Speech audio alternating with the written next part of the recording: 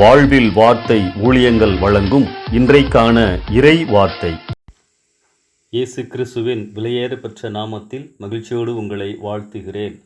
இன்று நம் மன பாரங்களை, தேவைகளை பிறரிடம் சொல்லும்போது எத்தனை பேர் அதை உள்ளன்போடு அக்கறையோடு கேட்கிறார்கள்? அப்படியே கேட்டாலும் எந்த அளவிற்கு உதவுவதற்கு முன் வருகிறார்கள்?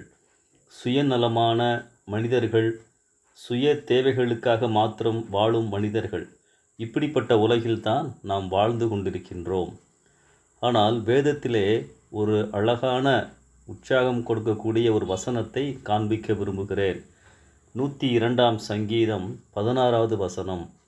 திக்கற்றவர்களுடைய ஜெபத்தை அலட்சியம் பண்ணாமல் அவர்கள் விண்ணப்பத்தை அங்கீகரிப்பார். ஆதரவற்றவர்கள், பிறரின் உதவிகளை பெறுவதற்கு வாய்ப்பில்லாதவர்கள் அல்லது கடவுளை தவிர வேறு யாராலும் தங்கள் நிலையிலிருந்து மீள முடியாதவர்கள்தான் திக்கற்றவர்கள். இப்படிப்பட்டவர்களின் ஜெபத்தை கடவுள் அலட்சியம் பண்ண மாட்டார். அவர்கள் வேண்டுகோளை அவமதியார் என வேதம் கூறுகிறது. எவ்வளவு ஆறுதலான வார்த்தைகள்! அந்நாள் அவமானங்களின் மத்தியில் வாழ்ந்திருந்தார்கள்.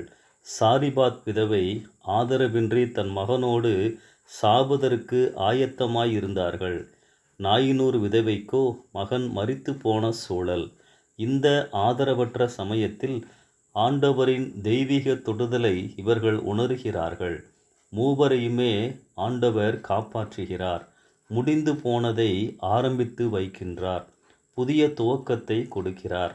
அன்பானவர்களே, எனக்கு எங்கே இருந்து ஆதரவு வரும், எப்படி வரும் என்று நினைக்கிறீர்களா?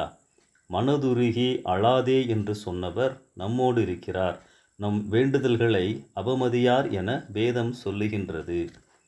மீள முடியாத நிலையில் இருக்கிறீர்களா?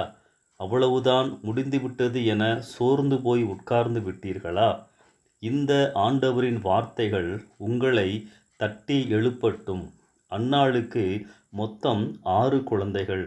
சாரிபாத் விதவையின் வீட்டில் மாவும் எண்ணெயும் குறைந்து போகவே இல்லை. நாயினூர் விதவையின் மகன் திரும்பவும் உயிரோடு வந்தான். ஆம், கலங்காதிருப்போம், ஆண்டவரை நம்புவோம். அவர் திக்கற்றவர்களின் கடவுள். நீங்கள் எந்த நிலைமையில் இருந்தாலும் அவரை நம்பி வருகின்ற பொழுது மீண்டும் உங்களை உயிர்ப்பிப்பார்.